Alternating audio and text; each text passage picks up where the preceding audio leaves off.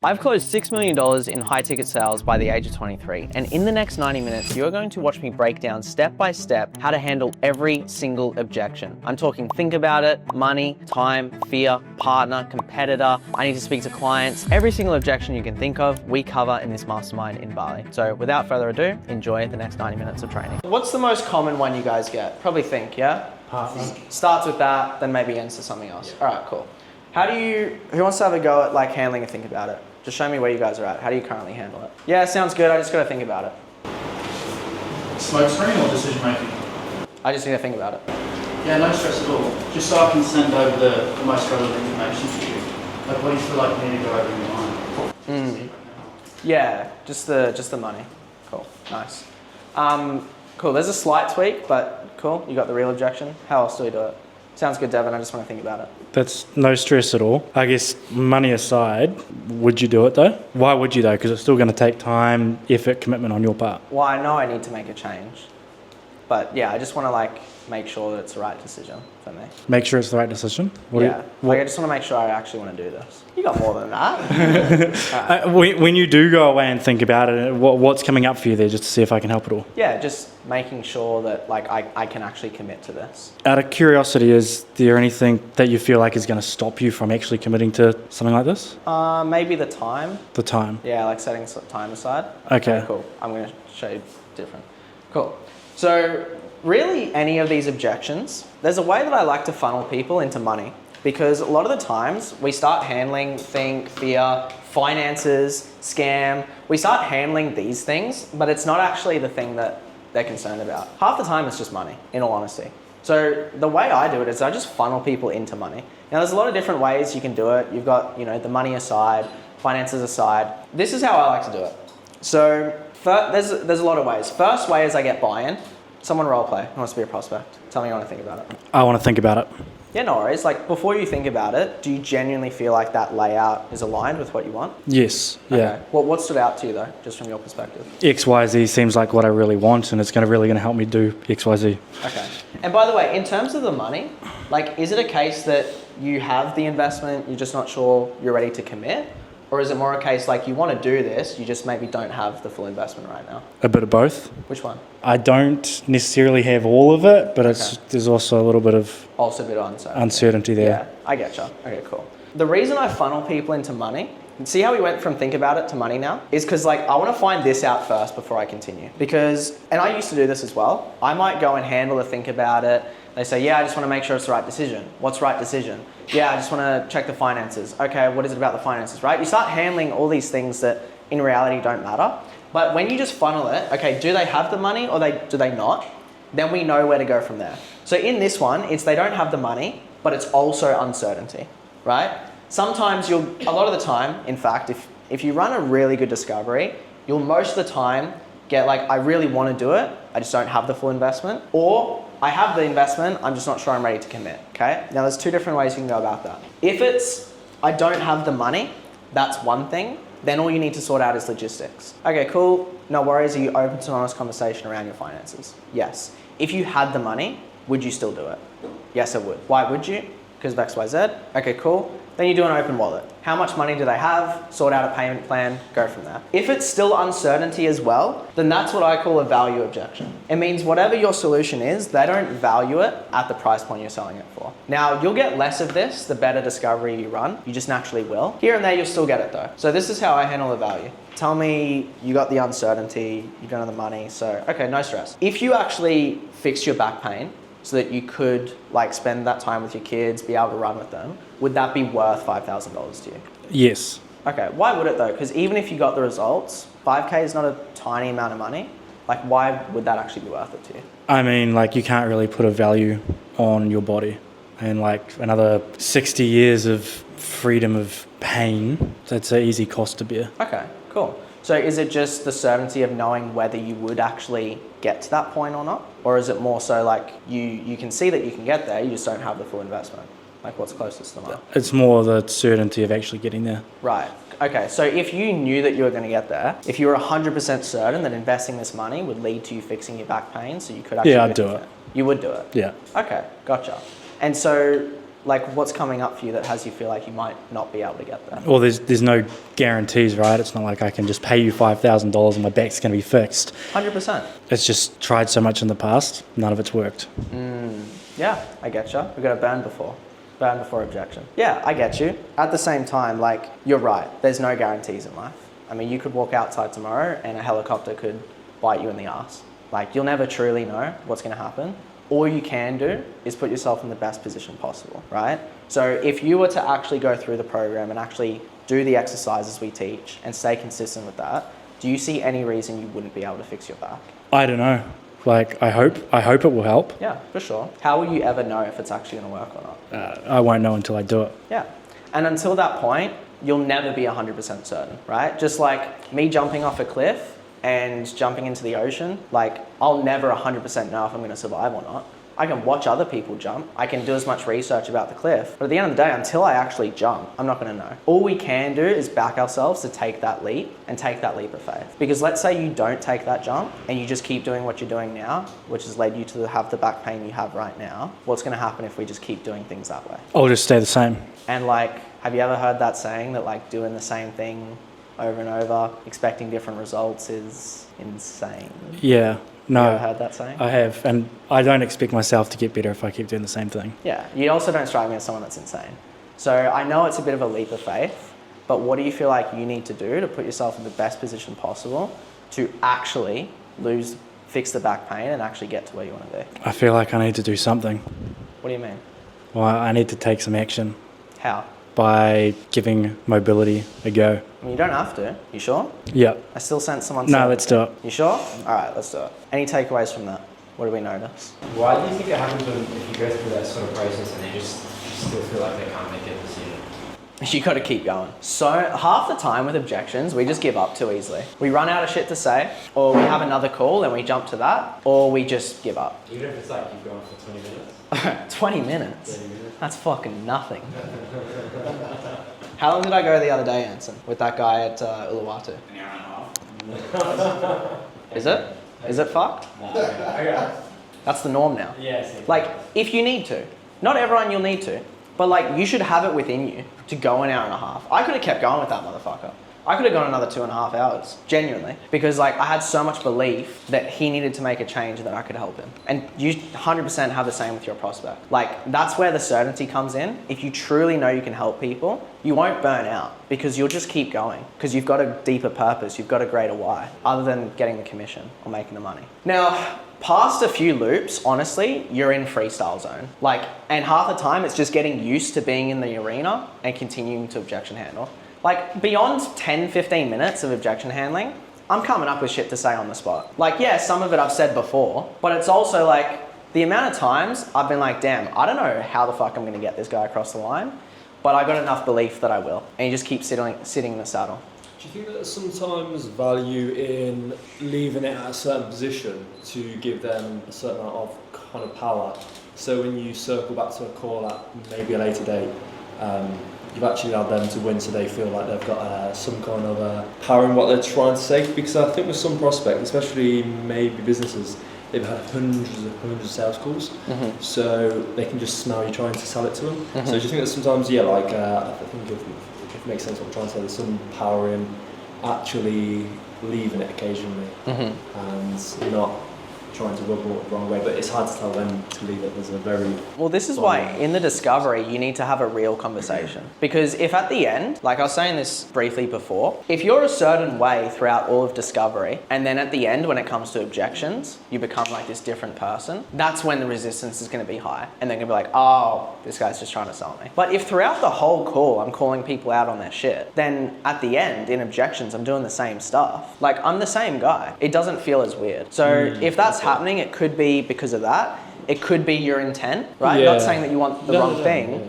but maybe they feel the intent's off by maybe the way you're saying it, what you're saying, how you're saying it. There's a lot of things that can lead to it. But if you like genuinely back yourself to help the person, this is my internal belief, how does it serve them to go and think about it? So this is another thing with objections especially. If you guys agree or believe the objection yourself, good fucking luck handling that objection. If you genuinely believe that people need to think about it sometimes, oh, this guy genuinely just needed to think about it. That's bullshit. I do not believe that at all for a fucking second. All of the most successful people in the world take action as soon as they know what they need to do. So I have no belief that a think about it is real. Therefore, I will go for 2 hours on a think about it because I don't believe it's real. If we agree with it, like, yeah, this guy just genuinely needed some time, you're not going to handle it. And so sometimes, actually a lot of the time in sales, we have to reframe ourselves. Even with partner or finances. Like, oh yeah, this guy just genuinely didn't have the money. If you believe that, good luck handling logistical money. Someone might not have the money on the call,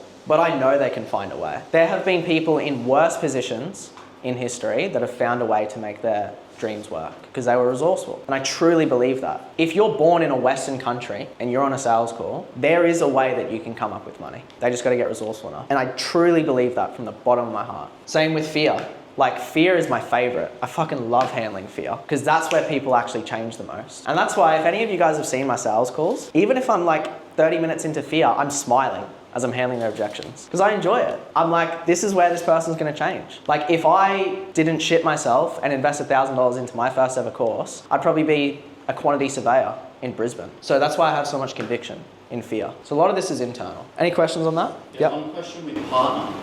If they've got to talk to their, say, a biz ops sale, a guy's got to talk to his partner, you do a few loops. It's like, no, like we're literally like joint bank accounts. It's my partner, we make decisions together. Where do you draw the line with that situation? Really good question. We were role playing this at the villa the other day. At a certain point with partner objection, I lay off. I do.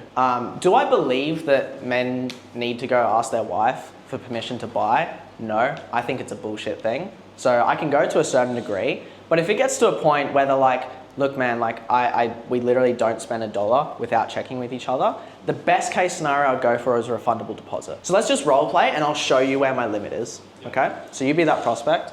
Tell me you need to go chat with Rebecca. So now just need to go chat with Rebecca. Yeah, no worries at all.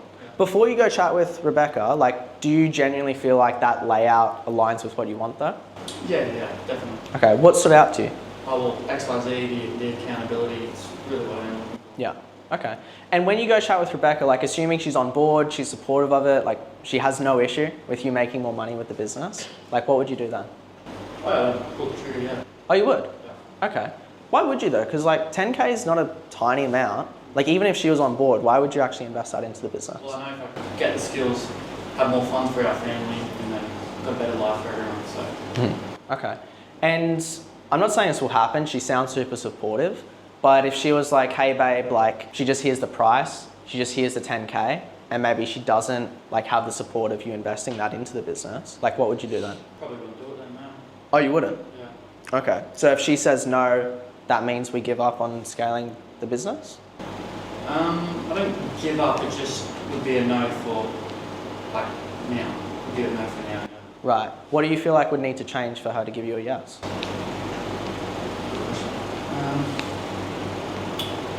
Probably just the context of everything. Okay. And so if you were to make a decision like for yourself and the business without checking with Rebecca, like would she have issues with that, you feel? Yeah, well, we've been married for 15 years now. Yeah. So a big decision like this, Yeah. we would definitely talk about it. Okay, that's fair enough. I mean, look, I'm not a divorce lawyer. If I was, I'd probably make a lot more money. So I get that. I don't want you sleeping on the couch tonight. What we normally do in these situations is like, if it was your decision, what would you do right now? If it was my decision, I would do it, yeah. Okay. What we normally do in these scenarios, because we speak to a lot of couples, a lot of husbands and wives, is we can do a down payment to get you started. That way we can rock and roll, we can move forward. Now, if you go chat with Rebecca and she's like, babe, worst idea in the world, please don't do it, like no stress at all, we'll send you the money back. Like no worries. But assuming she's on board, she's supportive, then we just move forward from there. Like would that help you? Yeah, Okay, cool. Sometimes you get a yes, you do a down payment. That's how I'd frame it as well. If they go no, like no, I don't even want to do a down payment, it's probably an indication there's something else. That's the excuse. Yeah, there's something else. I love that question. If it was your decision, would you do it? Yes. That's gold. Let me write that down. You got to make sure of that because if it was if it was your decision, would you do it? And they go, oh, I'd still be hesitant about the money. Well, you haven't covered money yet. You still got to cover that. How would you handle the no? Say again. How would you handle the no? Like, so no to the down payment. No, Ah. I definitely still want to talk to her first. I don't want to put anything down just yet. Yeah, no stress at all. Like, what's behind doing it that way though? Well, I don't feel comfortable putting anything down without actually having a conversation. We need to make investments like this before Right. speaking to each other. Yeah, no stress at all. I guess knowing that we'd be sending you the money back though, if she did have a problem with it, like what's your real concern? I just don't feel comfortable putting anything down. Can I make a suggestion? Sure. Over the last 12 months, you struggling with the back pain, have you felt comfortable? No. So for you to change and like actually fix the back pain, is that going to happen from like just doing things the way you've been doing them? Or do you feel like something needs to change? Something needs to change. Yeah, because like, I can understand that it might be uncomfortable for you to make a decision like that for yourself. At the end of the day though, like who's going to be the one doing the stretches? Is that going to be you or Rebecca? Me. She's not going to like stretch you out for you? Like you're going to be doing that? Maybe some nights. Maybe some nights, right? If you're getting a bit freaky, who knows? Woo! But cool, you're going to be the one doing it. So at the end of the day, like whose responsibility is it to make sure that the program is actually worth it and you actually fix your back pain, It's mine. right?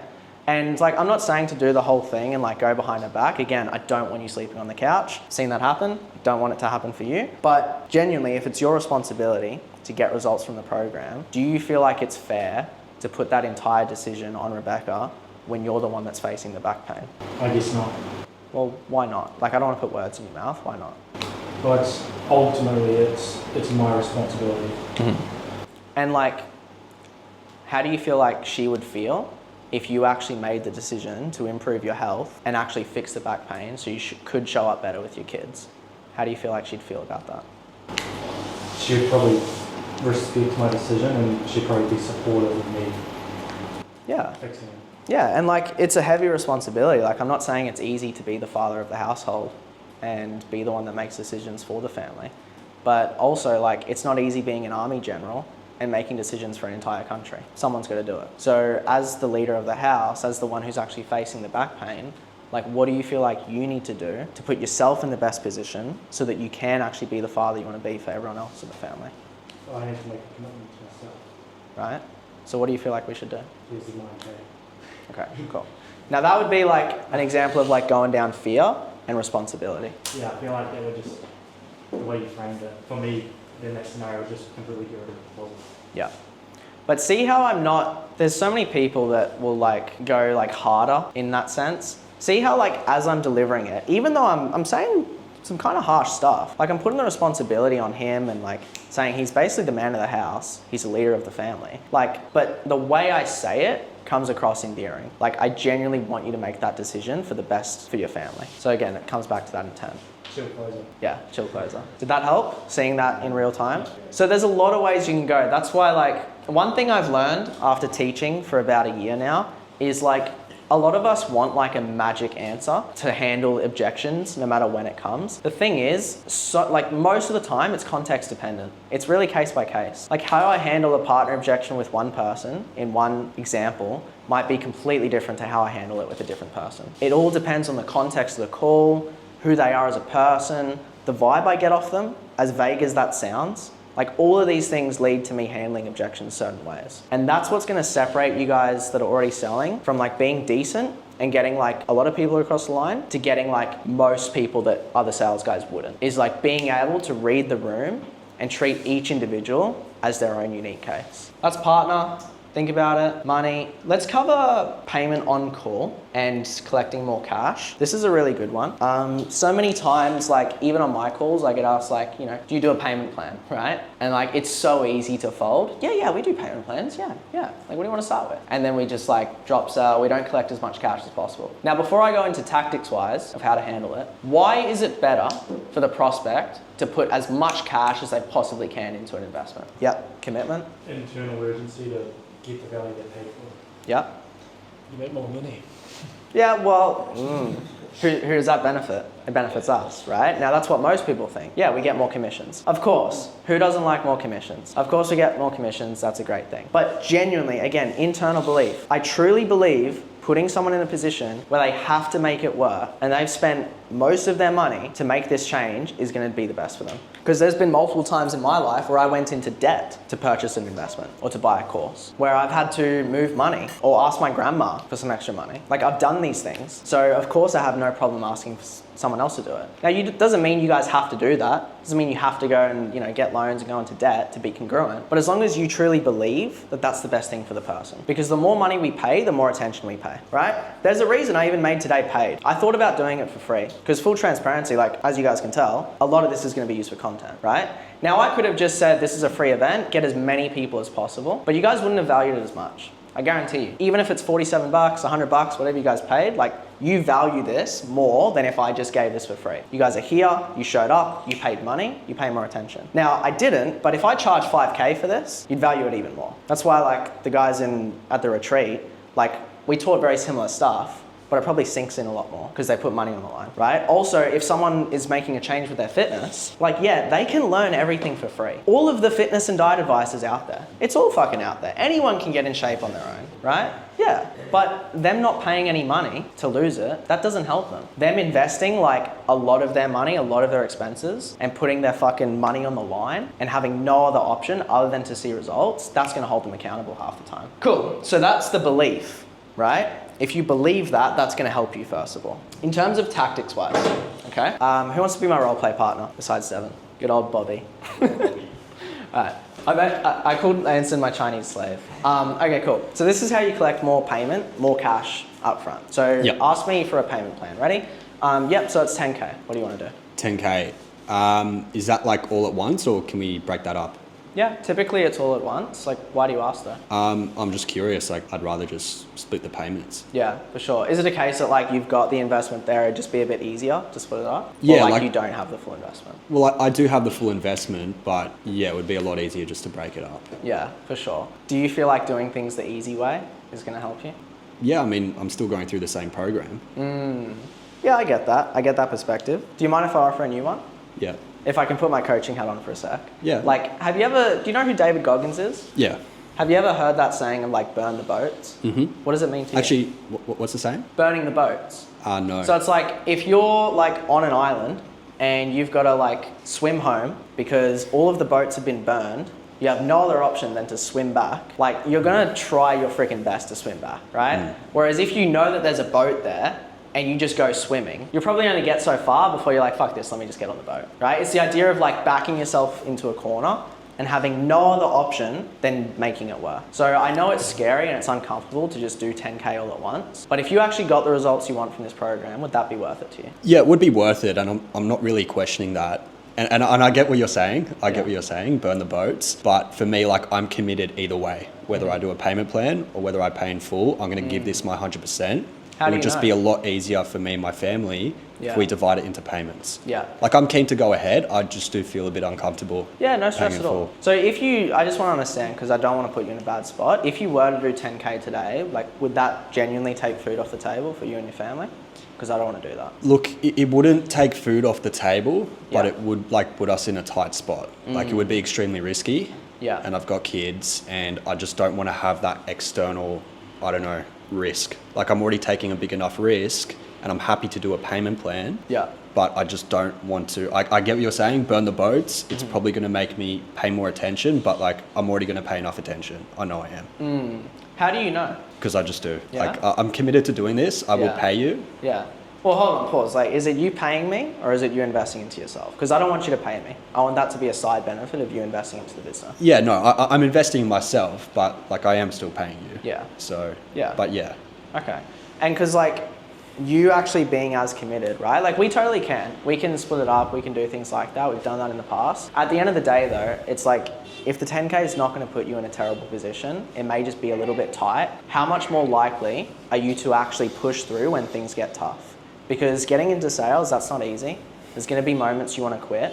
If you have no other option other than making it work, what do you feel like you're going to do in that position? Yeah, I get what you're saying. But me even investing a payment plan, like, there is no other option. Yeah. I have to make it work because I'm still going to pay the 10 grand eventually. I'm locked in. Yeah. It's just easier if I just divide the payments. Yeah, for sure. Do you feel like change happens like when things are easy in life? No. Why not? Well, it's still uneasy. I'm still Yeah. committing to a 10K Okay. payment plan. So, quick pause. I'm going to show you what I'm going to do. I'm going to take a different route to what you Yeah. probably expect. No stress. So, okay, what would still be an uncomfortable amount that keeps you accountable but doesn't put you in a bad position that you can start with today? 5K would be like pushing it. 5K is pushing it. Yeah, Right. yeah. How'd you come to that conclusion? I don't know. Like I've got the 10K, Yeah. but I just don't want to drop it all at once. Yeah. Because I've got like 12K in my account. Yeah. Okay. I don't want to have 2K as a backup. Yeah. Would that like not be enough for you guys like over the next few months while you got income coming in from the job as well? Well, that's the thing, like the uncertainty of knowing when I'm actually going to see my return on investment. I just, If you knew that you were going to get those results though, if you knew that you would get to 10K a month, what would you do? I would do it. Okay. You'd do the full thing though, even if you knew you'd get there? If I knew 100%, yeah. Okay. Why would you though? Because I know I'd be getting my return on investment and it wouldn't Okay. be a risk. But it would still be it'd still be an uncomfortable amount, wouldn't it? Even if you knew you'd get there? Well, if I was 100% certain that I was going to get there, it wouldn't be Right. as uncomfortable because I know the money's going to be coming in. Right. Yeah, so it's just the uncertainty of knowing whether you'll actually get there or not. Yeah. Yeah, and that's fair enough. The thing is, and like, the reason I go hard on this, man, is like whether you do 5K or 10K today, it doesn't affect our business. We know we're going to do such a great job that you're going to stick on anyway. But the thing is, if I let you just do 5K today, knowing you could do 10, it's just the uncertainty. Do you know what the problem with that might be? No. Well, when you come in, your mindset is still of the case that, hey, I may fail, I need a backup. So when you're selling to people and they give you that objection, they want to do something because it's easier, how are you going to be able to hold them accountable when that's how you make decisions in your own life, Yeah, I probably wouldn't be able to. right? So like, I'm not asking you to do this because like whether you do 5 or 10 today affects the business. I'm asking you to do it because I know it's uncomfortable for you. I know it's scary. At the same time, when you go through that change yourself, how much easier is it going to be to handle that objection from other prospects, Yeah, a lot easier. right? So what do you feel like you need to do to burn the boats, to go all in, so that you have no other option than making it work for you and your family? Yeah, we'll do the 10K. Why? Why not play it easy and just do 5 to start? No, because, yeah, I just need to fully commit to this and have no backup option. Okay, cool. You want to rock and roll then? Yeah. Cool. Now, not everyone will fold that easy, right? I think towards the end, maybe you're getting a bit tired. And like, at the end of the day, it's up to you as a closer and a business owner when you want to stop. Like, if someone is genuinely finding it hard, like I've done less than like half, like I'll find a way to make it work. Again, it's case by case. Like I'm going to challenge that person to do the most they can that's uncomfortable. If that's 10K, if that's 5K, if that's 6, it's different to everyone. But again, I do that because my belief is the more money they pay, the more it hurts, the more pain they have, the more likely they are to actually win. Now, we went a bit deep. You don't have to do that. It's up to you. It's up to the business owner at what point you want to let them in. But again, just always hold frame that it's like you're doing this for them. Because if I just do it to collect more cash or just take your money, that's when the intent can feel a bit off. And then you might even fuck up the sale because they're like, oh, this guy just wants my money. Cool. What other objections? Finances, scam? For like the payment on call, you'd be like, well, we have to make payment now. Oh, yeah, cool. Good one. So this is how I set it up in the close and we can role play that. Cool. Next steps from here. Sounds like we've covered everything you're looking for. Pretty simple. We just process the investment and get you rock and rolling. What do you want to do? Yeah, can you just send me it and I'll get it paid tonight? Yeah, we could. I mean, we normally just do onboarding straight away. So I can just send it in the chat if you like. That's where we should go. Yeah. Role play. That's okay. I just need to talk to my partner first and then, yeah. Cool. Real objection. Yeah. Just make it super casual when you're taking payment on the call. Like, so many people, they make the investment like the biggest deal in the world. Like, yeah, awesome. So we can do that investment and we can lock you in. They'll say words like that. We can lock you in. Like, I just say we can process the investment and get you rock and rolling, get you moving forward, get you started to actually making 10K a month so you can XYZ. Is that cool or what do you want to do? Super casual. Curious to know, Orlando, when they say, yeah, let's do it, do you just go, cool, most clients either do wire or credit card, what's easy for you? Yeah, I mean, I don't think it really matters. Yeah, I mean, if you have a link, I usually just go, sweet, I've just sent the link in the chat. Yep. Can you see that? Yep. Let me know when that's done. I'm just going to do some onboarding on my end. Meanwhile, I'm just checking my phone. But make it casual. If you prefer them to do wire, like for Closers Cult, I was taking bank transfers at a point instead of Stripe. So I'd just be like, cool, are you cool to do bank transfer or do you want to use a credit card? Doesn't really matter. Any questions on that? Taking it on call? Would you argue then, even though you pay more like Stripe fees for processing payment, would you rather do the Stripe link because it's less friction? They don't look into their bank account and literally like see the money leaving. Yeah. It depends. Depends how solid you think the sale is. It's like if I've had someone I'm like, this guy's a little shaky, like there's a chance he might back out, I'll just do a Stripe link and cop the 3% because I'm like, fuck it. I'll just take the fee and like guarantee it. If I know someone's gonna do it, I just do bank transfer because I'm like, less fees, it's easier. Yeah. Okay. Question. Yeah. Would you suggest taking the card details and pushing the payment through yourself? As opposed to? As opposed to sending the link saying, just fill it out for me while we're on the call Ah. just so you can process it. I found better taking the actual card details. I'm just going to process the payment now, let me know when it's ready Yeah. to go. You can do that too. Yeah. Again, depends on the level With of. the links, sometimes an excuse comes up, or you've already told them to get it done for me, can you just get that done while we're on the call? And then they're staring at their phone. Yeah. And they'll be like, and then you get a bit uncomfortable as if you're not like training up as a sales guy to sort of beat that objection, because it then becomes an objection. Yeah. Which isn't really, it's not really something that they're saying. Yeah. You feel it. I like taking card. The only thing is like I find that a lot better. I actually don't know if it's legal, so that's why I stopped doing I it. pretty much tell them I can't take card details by chat, so read out card details. I'll add into the system now. It's completely confidential, and I'll put the payment through. Yeah, you can do that too. The only thing is like I like just doing link because like if they don't have their card on them, most people have Apple Pay, and like Stripe has Apple Pay on So there. have you ever had an objection, not an objection, where you've sent the link on the call and they haven't done it, and then you have to sort of push saying, hey, just please make sure you get that link done before the call's done, sort of thing? Oh, I just wait for them on Zoom until they do it. I'm just like, yeah, sweet, just let me know when that's done, and I'll just confirm it on my end. Yeah. And have I you just. ever had an objection that has come up? Yeah, for sure. I used to sell on a fitness offer where I used to sell to like 50, 60-year-old women going through menopause. So much fun. I loved that offer. And like older people give you more of that sort of stuff. We're like, oh, like how does it work? And you go sit at checkout for like 30 minutes. So for them, I think it's a good idea to just take card digits if you can. To be honest, like it really doesn't fucking matter, is my short answer. Like if you do everything else right, like you'll get the sale. You just want the least amount of friction possible. So if that's taking card, sweet. If it's doing payment link, sweet. Whatever works. Whatever works for you. Usually another objection will come up if you haven't covered all the other bases in the call. Yeah. They actually don't want to start. Yeah. Exactly. Like if people are giving you friction at that point, it's an upstream issue. Yeah. It's something else that hasn't been covered. Yeah. That makes a lot of sense.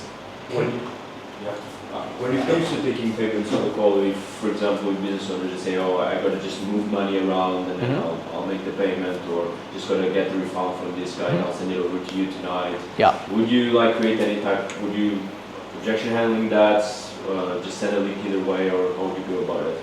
Well, is that an objection? Usually not. Right. So yeah, no stress at all. What we normally do is we just take a down payment. So we can do $500, $1,000, whatever's easiest, and then we can just process the rest once you transfer. So always take sort of a down payment then? Sorry? So you always take a down payment then? Yeah. Yeah. Just ask them what they've got available right now. What have you got free right now in their account?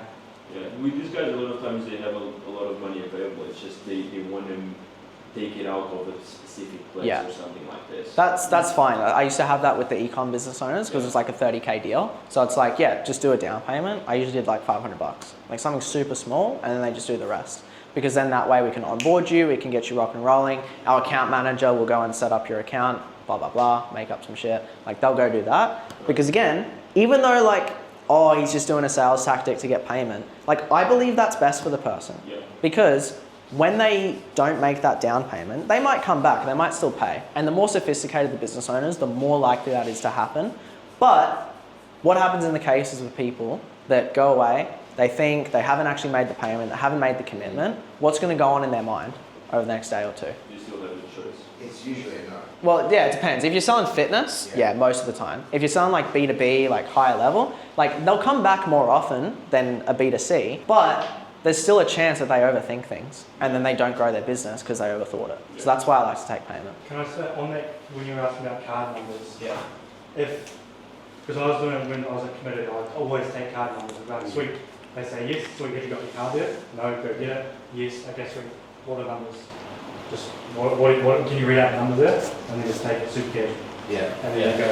I did the same. Yeah. I've found it's been a lot better. Like I deal with a lot of my calls are people from the ages of 20 up to like 25ish. So it's a bit, the decision making isn't as professional, especially when you're selling fitness as well, to business owners and stuff like that.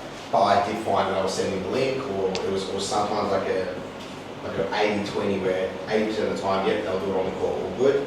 And then sometimes, obviously when I didn't have the training, I'd let that just sit. They're like, yeah, I'll get it done. And they'll wrap up the call and oh shit, they're going to sign up. And then when it's off the call and the link's sitting there, I won't count it as a sale because I know that I'm like, all right, I shouldn't have let that call go because they were potentially not going to sign on. Most of the time they do, but then you sometimes lose some business because they didn't say they didn't have a lot of shit to think about. Yeah, B2C, 100% take payment straight away. B2C, like even B2B, I would argue, but like you'll still get deals doing it that way because they're more sophisticated. Yeah, take a down payment in the meantime. Yeah, no stress. You don't have like $5? I don't like when they when they can't see, it's like, well, I'm gonna get paid this anyway. I'm happy to pay you the full amount. So. Yeah, that's totally fine, man. Like we don't have to do the full thing today. What we can at least do is something to start, because regardless of what it is, man, I'm not fussed on the amount. We can have your start date Thursday when you get paid, but at the end of the day, like you've been putting this off for the last X amount of months. So it's like, it's less about the money that you're putting down today and more about you committing to change. Yeah, so exactly. So you open to committing to change today? Yes. How much do you want to start with? Cool. One thing with the payment link, I actually had it the other day where I sent someone the link, overcame his fear, and he was just looking at the link. And I said, but before you click the payment link, posture up, breathe, have a smile, and then click it. And then he did it. He's like, clicked it and then paid it. You said that to him. So yeah, get them to change their physiology. Because if you just handled fear, you send them a payment link, they're sitting in their chair like that. And now they're seeing that money. But then if you tell them like, bro, posture up, breathe, click it, and they're like a lot more relaxed. Like, okay, cool. Yeah. 100%. I fucking love that. There's a really good thing you can do. Anton taught me this actually. It's like if you sell over Zoom and you can see someone's body language starting to shut down, you can literally control them, like in the best possible way. Like, it's okay, chin up, you got this, it's all good. Especially if someone's like fearful and you can see it. The reason I'm thinking is I've never actually had that. Both of them, yeah, let's just digest it. Yeah, no stress at all. Like before you guys have that chat, like I just want to make sure that there's nothing I haven't covered. Like what do you guys imagine you want to discuss? Just to see if I can help. We just got to go over everything, just review the contract, all that sort of stuff. Yeah, no stress at all. And like when you guys are reviewing that, you're making sure it's a good fit. What is the main things that you guys are looking out for? Just to see if I can help. What do you reckon, Rebecca? Just the money. Yeah, probably just the funds. Yeah. Like we've got the money there, but we just really want to be sure. Yeah. Sure about this, yeah. Yeah, for sure. And I guess when you guys are like going, you're chatting about it, making sure that it is something you want to commit to, like how will you guys know when you're ready to commit? What does that look like for you guys? I feel like when we just review everything and just go over everything again, like that's how we make all our financial decisions. We'll review everything, we'll go through the ins and outs, what's involved. Yeah. And I know you showed me that already, but I feel like once we've just gone through everything and we're certain, then yeah, we'll get in contact with you. Yeah, I totally get that. I mean, do you mind if I offer a perspective though? Yeah, sure, why not? Like based off what we've gone through today, do you guys see any reason that this wouldn't align with you guys? No, not at all. Okay. Not at all. I think what you've shown me is great. Yeah. It's fantastic. We don't change the process. We just really like to just run over everything, check the finances, make sure it's all good. Yeah. And in terms of the finances, the money works. It's just whether you guys want to commit, or are there maybe some troubles there? We'll probably have to pull money out of certain things. So right. We'll have to just check our investments, see where everything's at, speak to our financial advisor. Yeah. Yeah. Yeah, no worries. And like, just want to check, if you guys actually get the results you're wanting, is that worth 10K to you guys? Oh, 100%, yeah. Okay. Yeah, and I do feel like we will get the results. Okay. We just got to check all that kind of stuff. Awesome. Just playing devil's advocate, like if you go and check with the accountant or the finances and maybe you come to the conclusion that this doesn't work for you guys, like what would you guys do then? What do you reckon, I don't know. What would be the best role I would say. I've seen better. What do we do? We just come up with the money. Oh, okay. So you'd find a way to make it work. Yeah, yeah. It's not the money that's the problem. Yeah. I mean, that's just part of it. We Yeah. still want to review everything. Go through Yeah. everything.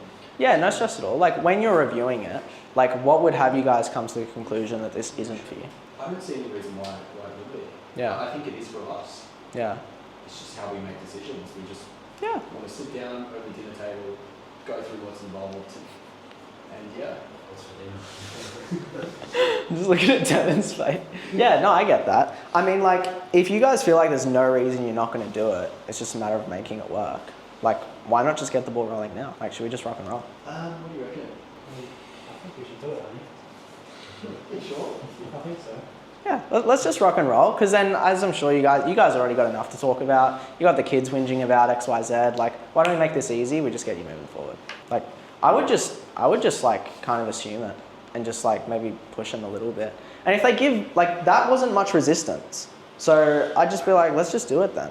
If there's no reason. Is there any reason why you didn't bring in Rebecca into the conversation yet? Yeah, well, Bobby had all the concerns. So he kind of seems like the one wearing the pants. So I'm just going to talk to whoever I think's wearing the pants. And if it's both, then I'd bring both in. But no, that's a good point. I probably should have brought you in more. Yeah, like could have been just, what do you think? Rebecca? Yeah. And No, I then- missed that. Yeah, That's a good point. Yeah, I think I should have done that more. because then I could have objection here with him. Exactly. Then you could sell Bobby. You're giving me such a good wife face right now. Okay, cool. Q&A. What do we have outside of objections, other processes? If you was to decide that you are going to leave the prospect and you are going to end the call and that you haven't closed, what would be the best way to leave it? I think personally I'd paint a kind of picture of the call and how sure as soon they are that we are going to deliver, stroke a few pain points I've had and our solutions, and then I think I'd end it kind of there. How would you end the call if you wanted to leave them to go away and talk about it and come to the conclusion themselves that they are going to buy? Yeah. If it makes sense. So, Yeah. Never end the call without next steps. yeah, of course. So always have, if you're going to do that, always have another call scheduled and have a purpose of that call, right? So this is why, like, whatever the objection is, like, I'd be covering like what it is they want to do before, like, me ending the call on a follow-up. I can't remember the last time I've done that, but that's for me. Like on B2C, I'm like, you're doing something today, or I'm gonna like burn you. And it's pretty harsh. Like you don't have to do that. But like, what do you sell again? Just remind me. Well, we have like 3 offers, so we do aircon, split systems, Brits and masterminds and stuff. So we've got like 3 offers on board. And what are the price points? 3.5k, 5 to 15k USD. Yeah. And then the 4x course we do is like 5k to 8k. So why would it make sense for them to like have a follow-up rather than just do it on a call? It wouldn't usually. It's just if it comes to it and you are done battling and you just want to leave them on the best note possible. That's what I'm just trying to get what would be the best way to. Is that working? Yes, it does work. I don't Okay. close myself. I have like 3 or 4 guys now, but I'm just trying to think for them more. Yeah. I'd say the follow-ups, we do collect a lot of cash on property follow-ups, maybe like 30% of collections do come from that. So it does work, but it could still be higher. It might be that one. And how many, like out of 10 people that you leave to a follow-up, how many actually come back? 3 to 4. 3 to 4. If you're happy with that rate, then I would just keep doing that. Of course I always want to increase it. I think it depends again who you're talking to. With the mastermind, we're speaking to people with high net worths. Yeah. So leaving them to think about it and painting a picture of how great it is and a bit of FOMO actually works really well. We find they end the call and they actually pay straight after. They're quite good. Yeah. Things like that. Well then, in that case, like at it works for some. Yeah, at the very least, I would just want to know like why there's a delay. Yeah.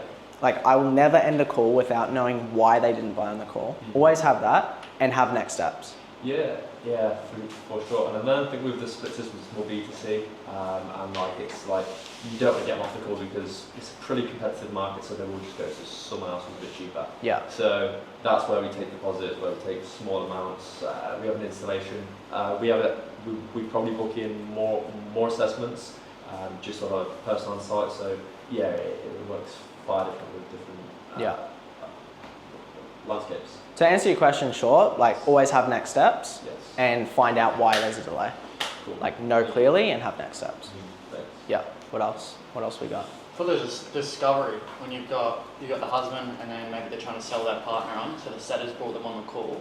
How do you conduct the full discovery? Like, is it normal process just bouncing it back and forth from each other and making sure they're both aligned, or how would you go about that? Yeah, exactly. So like still going through the process, and one of them you'll notice will talk more than the other.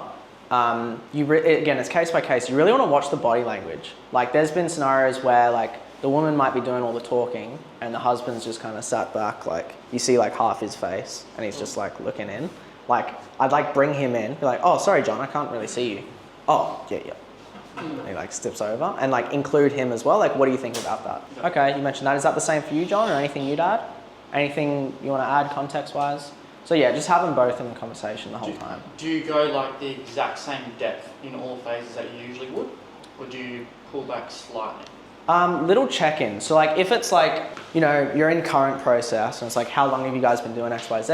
Wife goes, yeah, 3 years it's been like that. Okay, do you like how it's going? I mean, no, like obviously you want to improve it. Okay, what do you think, John? Like, yeah, no, it would just be at the key questions you check in. If it's like a fact, like how long has it been going on for, then you don't need to ask the other person. Yeah. What else? Do you want me to cover what was your question around the prequel? Like, I'm running some ads where it's like DM ads, so yeah. See an ad, respond to it, go through a conversation, go on call. I'll just send them like a prequel link, which is literally just 2 videos and some testimonials. But yeah. Maybe more specifically, like I've been kind of planning to build out these, like bringing some pictures and maybe reframe some things as well. Yeah. Yeah, like do you have any suggestions to help with sales conversion? For like, what's your price point again? 5K 6 months or 3.5K for yeah. 14 to 16 weeks. For that and fitness, I mean, I think this is fine. It's just improving your sales. If you want, you can add a little step here, which is like a VSL. That's pretty much what I do. So like people DM me, I book the sales call, and then before the sales call, I send them 2 videos. Yeah. Usually, I have like one that's like a Q&A video on what high ticket sales is, and then the other is like my VSL. So that's got like results. But what, sorry? Perfect. Yeah, then I would just get them to watch that. But the way you frame it, it's not like, yeah, watch this before our call. Yeah, it's like awesome. Guys normally find it helpful to watch this before the call. It's about 10 minutes. If I send that over to you now, you reckon you can sneak that in before the call? That's fine. Yeah, just frame it in their interest. That's all. Yeah. Yeah. Just at the end of the day, the objective is a higher sales conversion. Yeah. My sales percentage where I want it to be.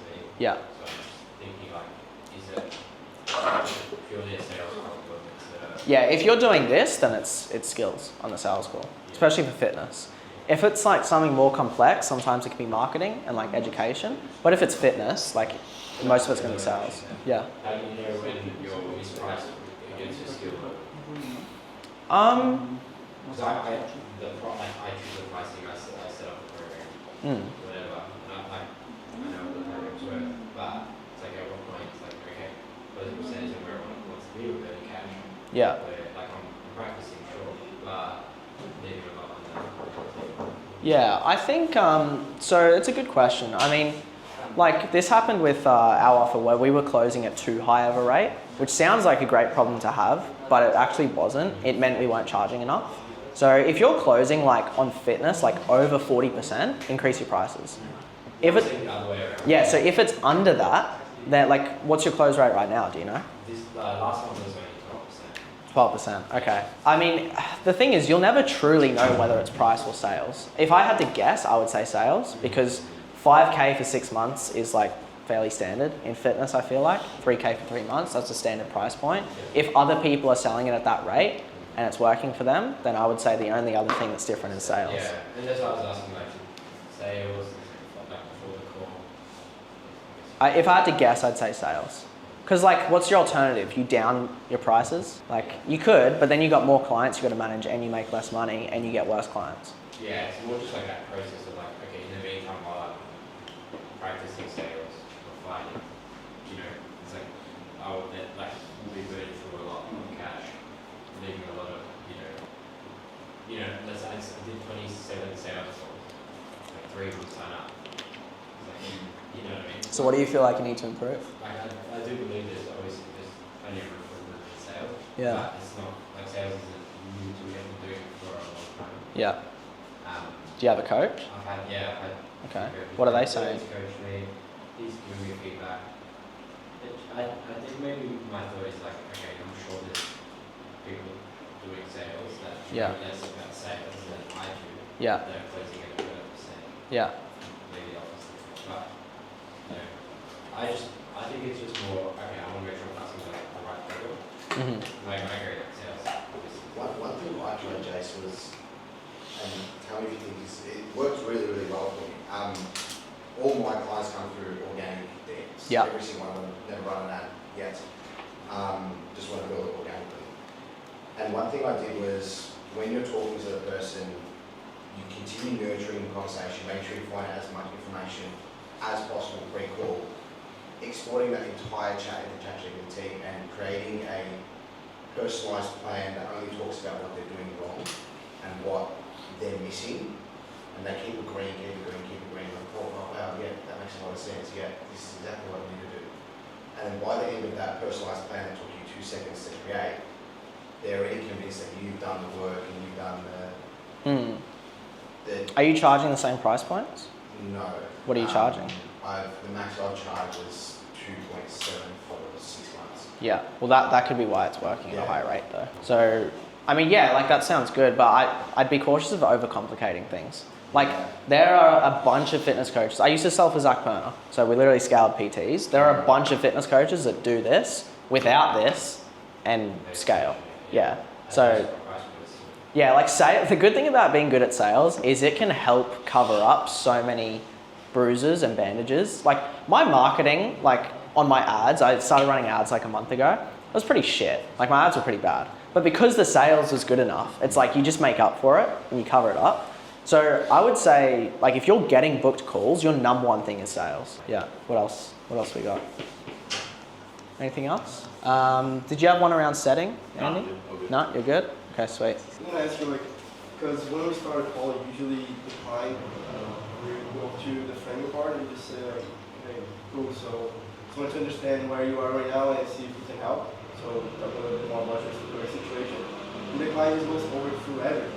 Should I just cut him right away? So, you know, yeah, I'm having this problem for like X amount of time. I think we're losing this amount of money, blah, blah, blah. And I'm just like, okay, so how should I proceed from now, you know? So very go to future pace. Should I ask one question? I don't know. I get a little bit lost because I don't know, just don't know exactly the process that I should go through in that case. Yeah. So every single question you ask, you need to know exactly what answer you want from that. And if you ask a question and it doesn't touch on these lines and they start talking about China, then like you need to pull them back. So yes, I would interrupt. So my easiest way to interrupt, especially from over Zoom, is just to stutter. So like I stutter on purpose. So sorry, when you say, like you'll notice you stutter like once or twice and then they'll stop talking. And then I just jump in there. So the minute it goes off track of the answer you want, that's when you pull it back to the question. Now sometimes people will rant and like cover this question here, and some people think that's a good thing because you're like, oh, they've already covered everything for me. I don't need to ask anything else. It's actually not what you want, because if they just go on this big rant and cover everything, like in their mind, it's not as clear than if you just like ask question, got the answer and kept it on track and things stack onto each other. Also, you're not superhuman, like you will miss some stuff. If they rant for 5 minutes and in theory cover everything, I guarantee you'll miss a few things. You kind of lose control of the call. And you lose control of the call, you lose frame, they're running the call. So I would say the easiest way is to just interrupt and stutter. Sorry, when you say that, like just pull it back. Yeah. Cool. Yeah. What if the guy just comes in and takes the frame immediately? For example, some new users, they come in and we're saying like hi, and they immediately go, okay, so this is my problem, this is what I need, can you help me? Like, and they explain everything and just they go for it. Like, did you do something to take the frame back, or how do you go about it? Let's role play it. So what do you want to achieve with the business right now? What? What do you want to achieve with the business right now when it comes to your marketing? Yeah, I just want to make sure that I can have my reputation good online, that when I search my brand's name, everything is showing up correctly. Okay. Because I've been having some struggles with it, and I just want you to take down some of the threats that were there. Can you help me with that? Possibly. With the marketing right now, like what are you currently doing to actually get good reviews? With the marketing right now, we're just running ads. Oh, just ads. How long have you like just been running ads for? For the last, Okay, and what type of ads are you running? normal ads, pretty much, like just. Okay, I mean normal looks different to different campaigns. Yeah, What's just like on Instagram and Meta. Right. basically. Okay, but within Instagram and Meta, like what creatives are you running? Usually we run an ad, just shows our brand, and then it has a link to our website. Ah, okay, that could be trouble. So over the last 6 months, like what sort of results have you seen from doing it that way? We've seen pretty good results. We're scaling a lot. The problem Okay. is that when we search our brand name online, Yeah. there's a lot of things that we look like that it pops up. So we don't Ah. have to actually have the right things showing up. Okay, how do you know that that's causing issues though when they search your name? I don't know, but I just imagine that if somebody searches our name, Right. they see things that they don't like about it, probably that will have an impact on sales. I can't Okay. specifically know how much, Right. but I know that's probably there. Right. So what's like causing you to like even try and fix that if you don't know that's the problem though? Because I just know it's there. Like if you search the brand's name and Yeah. you see things all over the place and things not well Okay, organized, cool. that will definitely cause an impact. Cool. We can keep going, but like I've got frame now. Yeah. So it's just like when they like ask you a question, it's like I slightly answer like, yeah, possibly, next question. And then like I'm asking smart questions too.